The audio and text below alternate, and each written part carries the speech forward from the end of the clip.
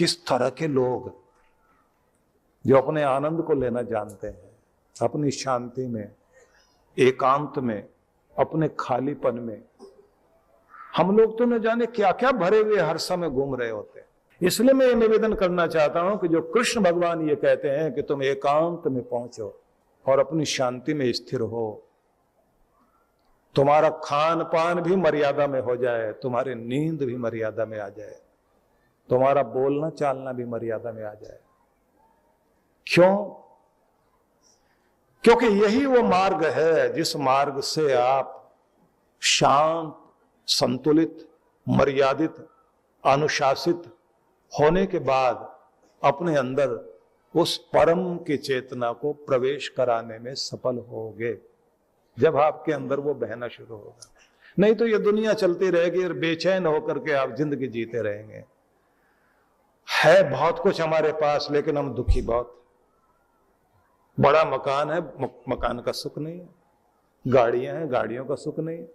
रिश्ते हैं, रिश्तों में कोई आनंद नहीं। इतना कुछ है लेकिन फिर भी कुछ भी नहीं। क्यों? आदमी इतना अधूरा क्यों है? क्योंकि उसको अपने अंदर, अपने भीतर वो शांति लाने का तरीका नहीं आता। इसलिए कृष्ण भगवान जब ये कह रहे हैं कि तुम विभक्त से भी लघुवाशी यत वाक काय मान स्व ध्यान योग परो नित्यम वैराग्यम समुपाश्रितः। अद्भुत शब्द हैं कि तुम अपने शरीर को, मन को, वाणी को वश में करते हुए नाप तोल कर अपने भोजन को, आहार को इस तरह सेवन करें कि आपका आहार आपकी ऊर्जा तो बन जाए, आपका रोग का कारण ना बने। मतलब आहार की शुद्धि, वाक शुद्धि, स्वाद पर भी तो नियंत्रण लगाना है ना। स्वाद पर नियंत्रण, बोलने पर नियंत्रण। अगर आपको अपना नाप तोल कर जिंदगी जीना आ जाए तो आप देखेंगे बहुत सारी समस्याएं तो आपकी वैसे ही दूर हो जाएंगी। परमात्मा ने आपको बहुत कुछ ऐसी चीजें दी हैं जो बहुत अद्भुत है। आपने देखा होगा कि जानवरों में भी एक बड़ा गुण है, अगर उनको शरीर में बीमारी आ गई तो खाना छोड़ देंगे। अगर ज्यादा कोई दिक्कत है तो आपने ये जो मांस खाने वाले जानवर हैं इन्हें भी कभी देखना आप, बिल्ली हो, कुत्ता हो, भेड़िया हो, दूसरे जानवर हो, जंगल में रहते रहते खाना छोड़ देंगे। और कभी कभी बिल्ली को, कुत्ते को आपने कोंपले खाते हुए, घास की जो कोंपले हैं ना, वो चबाते हुए देखा होगा। अपने अंदर ले आएंगे वो, कि जिससे उनकी आंतें साफ हो जाए। अपनी आंतें साफ करके वो अपने आप को उस लायक फिर से बनाते हैं कि शरीर फिर सुचारू ढंग से चलने लग जाए। हम लोग तो हर समय खाने पीने में ही लगे रहते हैं और हमारी तो हालत यही है। डॉक्टर भी वही पसंद आता है जो हमें सब कुछ खाने दे। वो आपने सुना है ना कि एक आदमी बड़ा पैसे वाला, अब उसको खांसी भी रहे, दमा रहे,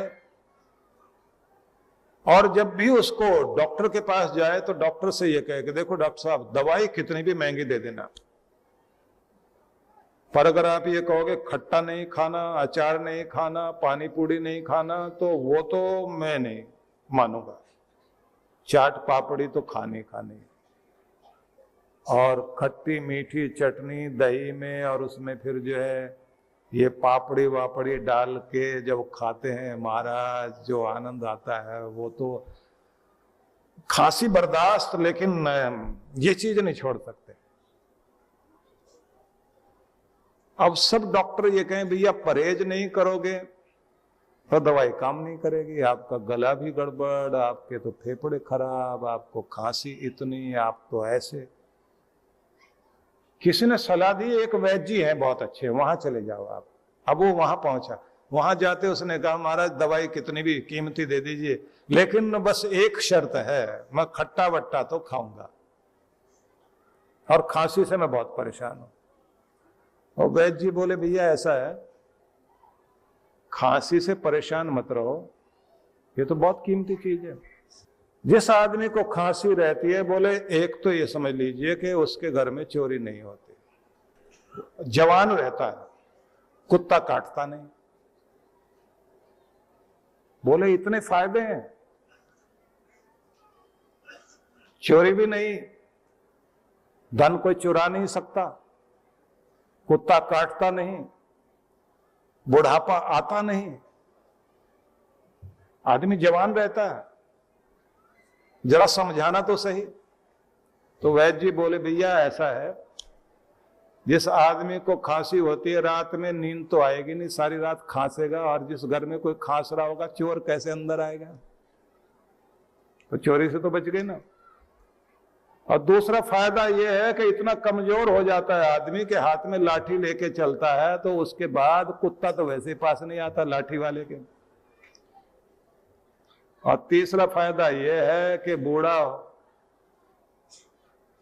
खांसी हो गई और बीमारी बढ़ती जा रही है, तो बुढ़ापा तो देखने को मिलता ही नहीं ना, उससे पहले पार हो जाता है। इसलिए जो खाना खाओ। अब जब ये समझाया तो उसके बाद उसने कहा जिंदगी प्यारी है महाराज, खाना पीना प्यारा नहीं है, आप जो इलाज करना चाहते हो करो, बस जिस दिन आपको अपना हित समझ में आ जाए कि स्वाद हित में नहीं है, सेहत हित में है, अगर सेहत के लिए स्वाद भी छोड़ना पड़े तो हम तैयार हैं, तो आपको सेहत मिलनी शुरू हो जाती है। और अगर आप कहेंगे ये भी और ये भी सब चले तो गड़बड़। तो इसलिए परहेज जरूरी। कृष्ण भगवान कहते हैं खाने पीने का परहेज, बोलने का भी परहेज। बोलने में भी इस बात का ध्यान रखना कि आपका बोलना समस्याएं पैदा न करे। नीतिकारों ने एक बड़ी सुंदर बात लिखी। नीतिकार व्यवहारिक ज्ञान देने वाले लोग, नीति का मतलब होता व्यवहारिक सिद्धांत, प्रैक्टिकल रूप में कैसे हमें रहना चाहिए ये नीति में बताया गया। तो वहां नीति में एक संदेश है कि तुम इस जगत को अपना बनाना चाहते हो और अपने कर्म के द्वारा दुनिया को जीतना चाहते हो, तो सबसे पहले एक काम करना, तुम्हारी जो ये गौ रूपी जीभ है इसको खूंटे से बांध के रखना। तुम्हारी गौ रूपी जीभ है, इसे खूंटे से बांध के रखना, क्योंकि ये हर समय दूसरों की मान की, इज्जत की हरी भरी खेती को उजाड़ने के लिए लपलपाती रहती है। इसे खूंटे से बांध के रखना तो आप सारी दुनिया को अपना बना सकते हो। हमारी जीभ तैयार रहती है ना। आदमी कहे बहुत अच्छा सितार बजाता है, ये बहुत अच्छी बांसुरी बजाता है, आदमी कहेगा ये तो ठीक है, लेकिन सुना चोर भी बहुत बड़ा है। आपको उसके बांसुरी बजाने का तो पक्का पता नहीं लगेगा, बढ़िया बजाता है, लेकिन अगर किसी ने कह दिया चोर भी बड़ा पक्का है, आप यकीन कर लेंगे। क्योंकि हम लोगों को दूसरे का मान भंग करने की आदत पड़ गई और यकीन करने की भी आदत है। जज भी कम से कम दो तरफ के पक्ष को सुनने के बाद फैसला देगा। हम लोग तो ऐसे जज हैं, दोनों पक्ष सुनते ही नहीं, एक पक्ष सुना और फैसला दे दिया। आदमी है ही ऐसा। कृष्ण भगवान समझा रहे हैं कि अपनी वाणी को नियंत्रण में रखना सीख जाइए, अपने भोजन को, स्वाद को नियंत्रण में लाइए, एक अनुशासन कायम करना शुरू करो। जिंदगी में बात बननी शुरू होगी। जिस चीज को पाना चाहते हो, दुनिया की सफलता तो मिलेगी। अब दुनिया की सफलता के लिए कहा गया है, एक दीर्घ सूत्री नहीं बनना। मतलब किसी भी चीज को कल पर और अगले दिन पर और अगले दिन पर टालते हुए जाना, हो जाएगा, देख लेंगे, कर लेंगे, छोड़ो, आज नहीं कल कर लेंगे, कल हो जाएगा। आज की समस्याएं आज के लिए ही इतनी है कि उनका निपटारा आज हो जाए तो अच्छा, और आज की समस्या कल पर टालेंगे, कल की समस्या तो पहले ही बहुत सारी होंगी, और ऐसे बढ़ाते बढ़ाते हम समस्याओं का ढेर और तनाव अपनी जिंदगी में ले आते हैं। जिस आदमी को रोज की समस्याओं का, रोज के कामों का निपटारा रोज करना आ गया, वो आदमी सरलता में जिंदगी जिएगा, तनाव में जिंदगी नहीं जिएगा। इसलिए कल पर टालना छोड़िए। यहां से कहा जाता है कि आप व्यवस्थित जिंदगी जीना चाहते हैं और सफल जिंदगी जीना चाहते हैं तो सबसे पहली बात, आपको दीर्घसूत्री नहीं बनना। दूसरी बात, आत्महीनता एक ऐसी जंजीर है, आत्महीनता एक ऐसी जंजीर है जो पुरुषार्थ के हाथी को मजबूती से बांधकर जकड़कर रोक लेती है। अगर आप महान बनना चाहते हैं तो ये जो आत्महीनता का दोष है, ये जंजीर जो हमारे पांव को जकड़ती है, इससे बाहर निकलना शुरू कर दीजिए। जब आदमी कहते हैं मैं कुछ भी नहीं, मैं कुछ नहीं कर सकता, ये जो इन्फिनिटी कॉम्प्लेक्स आता है ना अंदर, इसे मत टिकने दो। ये आपको कुछ करने ही नहीं देगा।